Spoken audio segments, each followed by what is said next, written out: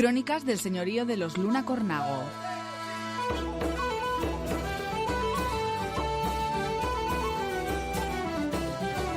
Vamos a ver en este capítulo diferentes tratamientos, diferentes materiales y cómo se utilizaban y cómo se preparaban.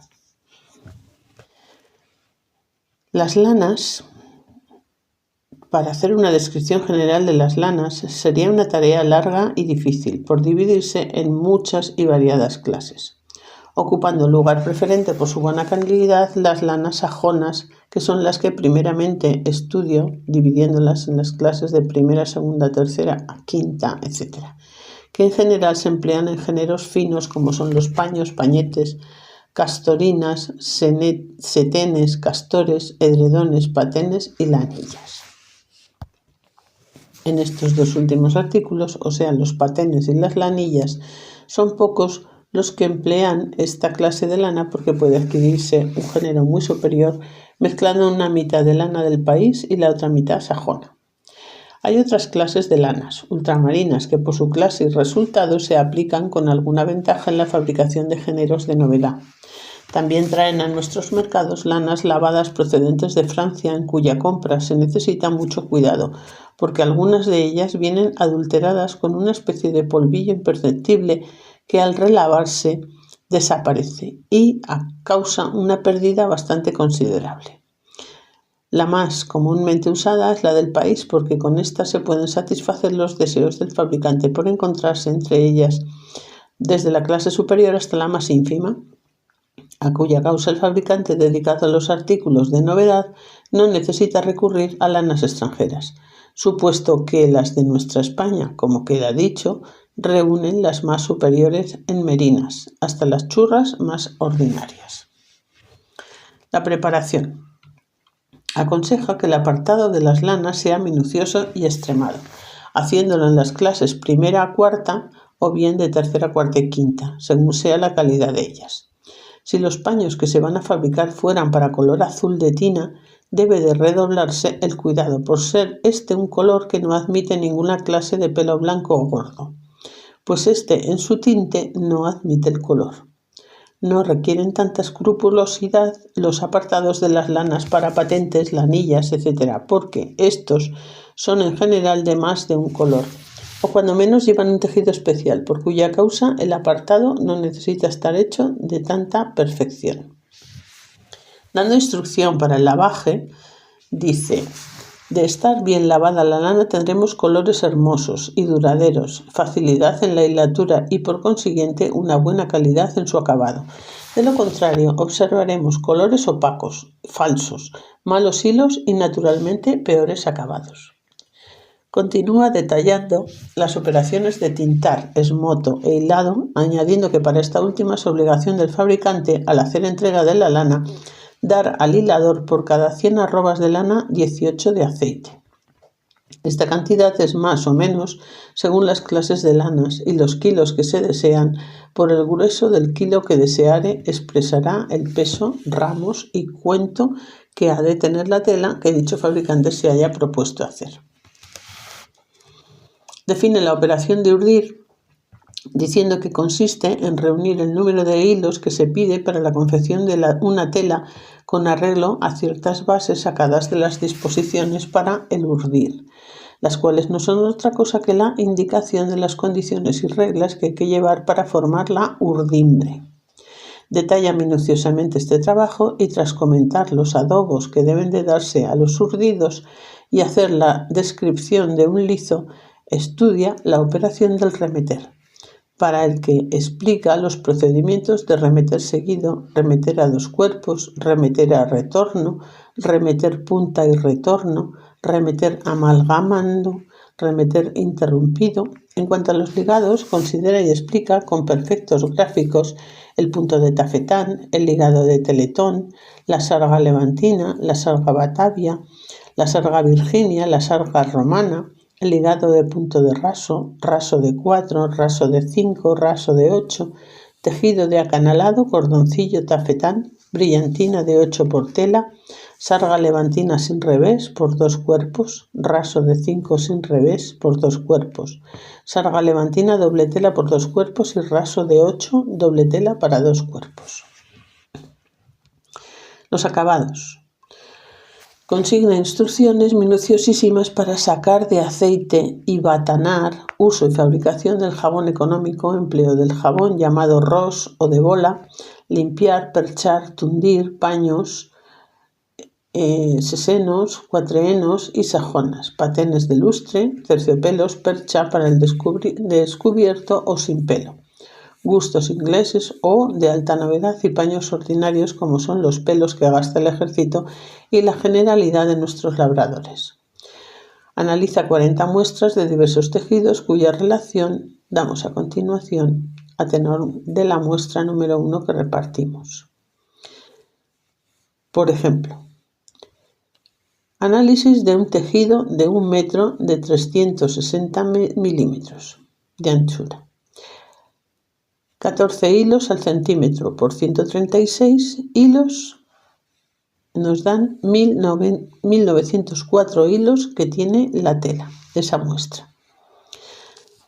Se deben de urdir 29 metros de peso de 8 kilos, 4 hilos negros, 2 blancos a 18 hilos, la media beta,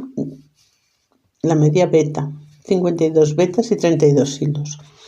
Cuerpo de lizos, 4 lizos a 476 mallas cada uno y de 1,56 m de ancho. Y remeter seguido.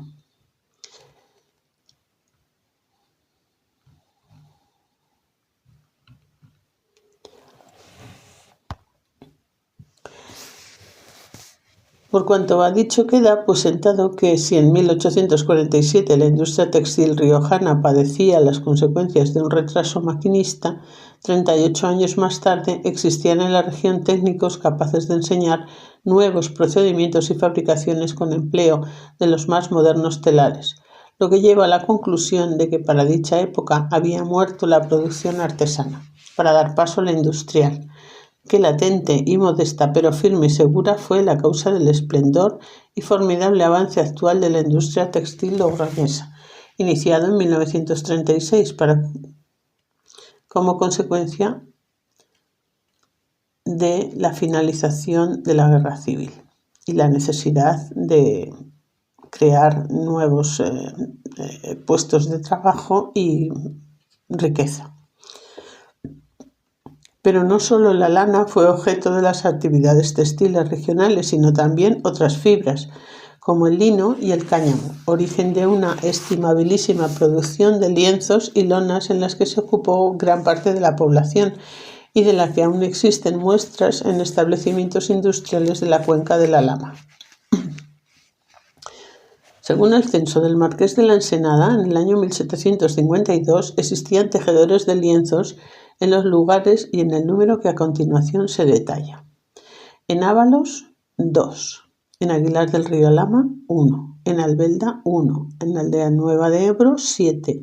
En Alesanco, 5. En Alfaro, 19. En Almarza, 3. En Anguiano, 28. En Arenzana de Abajo, 7. En Arnedo, 12. En Ausejo, 12. En Autol, 9. En Azofra, 1. En Badarán, 3. Bañares, 4. Baños del Río Tobilla, 4. Bezares, 1. Priñas, 1. Cabezón de Cameros, 2. Camprovín, 1. Cárdenas, 1. Casa la Reina, 1. Cenicero, 2. Cervera del Río Alama, 19. Y Cornago, 17. Está claro que estamos a la altura de los grandes núcleos textiles. Cuzcurrita, 2. Enciso, 2. Entrena, 1, Ezcaray, 5, Foncea, 1, Fuenmayor, 2, Grábalos, 4, Grañón, 2, Aro, 8, Erce, 2, Erramelluri, 1, Huercanos, 2, Igea, 6, Jubera, 3, Lagunilla, 8, Lardero, 1, Leza del Río Leza, 6, Logroño, 35, Matute, 3, Medrano, 1, Montalbío de Cabelos, 1, Munilla, 28, Muro de Aguas 1, Navalsaz 5, Nalda 5, Nájera 7, Navarrete 6, Nieva de Cameros 40, Ocón y sus aldeas 25, Ojacastro 5, Pedroso 46, Préjano 3, Quel 5, Quintanar de Rioja 15, Ribafrecha 3, Rodezno 1, Sajarzarra 1, Santurde 2, Santurdejo 1, San Vicente de Sonsierra 1, Santa Coloma 3, Santa María de Cameros 1, Santo Domingo de la Calzada 21, Sojuela 1, Sorzano 1, Sotés 1, Torre de Cameros 2, Torrecilla de Alesanco 2, Tobía 1, Trevijana 1, Trevijano 1, Tricio 1, Tudelilla 2, Ventosa 1, Ventrosa 2, Viguera 2, Villar de Arnedo 1 y Villarta Quintana 1. La producción de lino y el cáñamo, como hemos referido en muchas ocasiones aquí, en la ribera del río Linares, en Cornago y Gea, era muy importante. Lo estamos viendo y nos lo confirma este documento. Y estamos hablando de que aquí estamos utilizando los linos y los cáñamos, en los que aquí en Cornago éramos mucho más fuertes. Sin embargo, las lanas estaban en otros lugares, estaban en la zona de los Cameros y en Enciso. Los resultados productores de la industria textil en cera son también ignorados, sabiendo que solo en 1761 existían en la provincia de Soria. Se tenga presente que en aquella época la mayor parte de la provincia la constituían los términos hoy riojanos, todavía no estaba conformada la provincia de Logroño. Existían 444 telares para lino y cáñamo que producían anualmente 190.000 varas de lino ordinario, que se vendía a 6 reales, 10.800 colchas de hilo a 45 reales, 214.000 de marragas a 2,50 y 28 de lonas a 4 reales, es decir, un rendimiento de 1.860.000 reales. Su técnica fue adelantada, pues en Cervera se encuentran fábricas de lonas y lienzos que se han aumentado con máquinas holandesas de hilado de lino y cáñamo en estos últimos años. Hablamos de 1847. Y en casi todos los pueblos de la provincia existen telares de lino y de cáñamo. Existió telar hasta en Valdeperillo. Concretamente sabemos que en dicho año 1847, la producción riojana se calculaba en 3.896 piezas de lona y lienzos de lino y cáñamo, de acuerdo con el resumen de la riqueza territorial, pecuaria y fabril que corresponde a la provincia de Logroño, proporcionalmente al vecindario de los pueblos que se componen, segregados de las dos antiguas provincias de Burgos y Soria. Según el censo de 1779, tenía una producción linera de 3.707 arrobas, que a la cotización de 95 reales por unidad se hacían un total de 352.165 reales, y de cáñamo por 4.556 arrobas, que al de 60 presentaban un valor de 273.000 reales. En Logroño, capital, funcionaban en aquella fecha 17 telares de lino y de cáñamo. Fijaros, en Logroño, capital. Y en Cornago teníamos eso, con ocupación de otros tantos jornaleros que fabricaban 20.200 varas. En Cervera del Río Alhama contaba con fábricas de lonas y lienzos y hornillos de camelleros con hilados de lino. Lino y cáñamo se producían en los términos de Clavijo, Cornago, Inestrillas, Huércanos, Lardero, Manzanares, Murillo de Leza, Ocón, Pinillos, Rincón de Soto, San Millán de la Cogolla, Santo Domingo de la Calzada, Tricio, Villalobar, Villa Mediana, Villatorre, Villarejo y Villaverde. Gran predilección tuvo en tiempos antiguos y desconocemos la importancia que llegó a tener en Logroño la industria de la seda. Esta afirmación, que extraña a primera vista y de la cual tiene ya el lector que nos escucha noticia por los análisis del tejido del tratado teórico-práctico que anteriormente se estudia y se basa en los siguientes datos históricos. La producción de la seda es una de estas peculiaridades que se han ido olvidando con el tiempo. Pero daros cuenta que en todos aquellos lugares donde hubiera moreras hubo producción de seda. El señor corregidor de Logroño, el 2 de junio de 1572, publicó a son de caja por las calles de la población una orden que prohibía, bajo muy severas penas, el que se hurte hoja de morera en los términos de la ciudad, por cuanto en ella se cría mucha seda, y muchas gentes la hurtan en el campo. Fijaros que se promocionaba el que se plantaran estos árboles que a la vez que daban sombra en las ciudades, no buscaban la finalidad de estar más fresquitos, sino la de la producción de la seda, que era una de las riquezas de muchos lugares. Lo confirma otra disposición el 26 de mayo de 1573, imponiendo una multa de 600 maravedíes al que tome las hojas de morera en las heredades de la ciudad y su término, por ser grande el daño que venía haciéndose. Lo indican claramente las resoluciones dictadas en tiempos del rey Felipe II, mandando a los fabricantes que mezclen, entre otras sedas del reino, una quinta parte en la que se produce de La Rioja, porque con ella se mejoran las telas. Los citados precedentes y el deseo de restablecer en La Rioja tan interesante ramo de producción al que se prestan clima y suelo, impulsaron en 1807 la Real y Suprema Junta de Comercio y Moneda, encargada de la rectificación del hilado de seda, a enviar a Logroño un delegado que fue don Antonio Regás Borrell, con encargo de dar vida a la ya agonizante industria y procurar su fomento. Instalado en la ciudad, dirigió a los riojanos un manifiesto. Ilustres riojanos, la restauración del arte de la seda en vuestra provincia está definitivamente decretada. La Real y Suprema Junta de Comercio y Moneda, cuyo desvelo por la prosperidad de la industria de todos los pueblos de la monarquía no desatiende ni el más mínimo ramo que pueda contribuir a regenerarla, se ha dignado mirar con preferente anhelo el fomento fundamental de la cosecha y beneficio de la seda en vuestro suelo. La benignidad del clima, la hermosura del país, su temperatura propia, la calidad de su terreno y otras circunstancias apreciables indican que la naturaleza quiere y ha querido siempre hacerla el rico presente de un ramo industrial que más puede coadyuvar a su felicidad. La historia de las artes nos manifiesta que en tiempos antiguos vuestros abuelos gozaron de estos beneficios. El señor Felipe II, conociendo lo que se mejoraban con vuestra seda, la calidad de las manufacturas, mandó a los fabricantes que se mezclasen el quinto de ella con las demás del reino. Documentos fehacientes de la curia y parroquias de Logroño y de otros pueblos no dejan duda a que la cosecha de la seda cuenta en La Rioja siglos de antigüedad. Y hay pueblo en que todavía subsisten aniversarios fundados sobre uno o varios morales.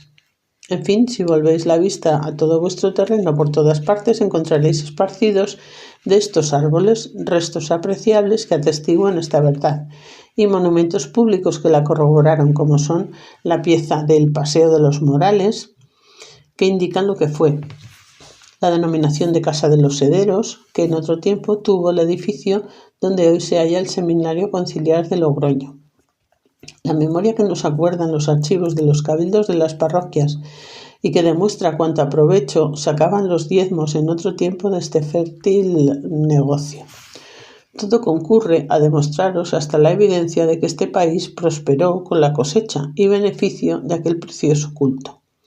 Todo contribuye a inflamaros del más noble patriotismo para ayudar a los desvelos paternales del gobierno, que va a daros un nuevo sistema de restauración a que os convida, y a un nuevo cultivo de riqueza que debe de haceros prosperar, para que, unido y vuestros virtuosos esfuerzos, contribuyáis por vuestra parte a la regeneración universal de vuestras fábricas, que es el grande y recomendable objeto de la ilustración y celo de la Suprema Junta.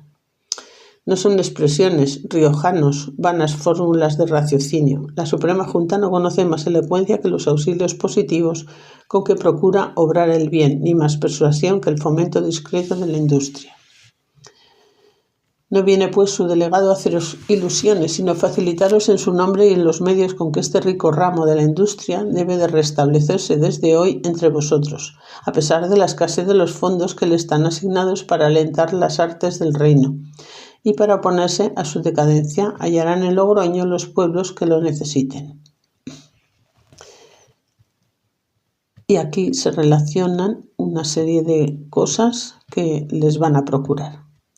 Simiente de gusanos de seda. Durante el presente año, en la Casa de la Misericordia de la ciudad de Logroño, la que se repartirá gratis por mano de su comisionado, don José Tiburcio de la Calleja, individual del mismo piadoso establecimiento y cura rector de aquella colegial.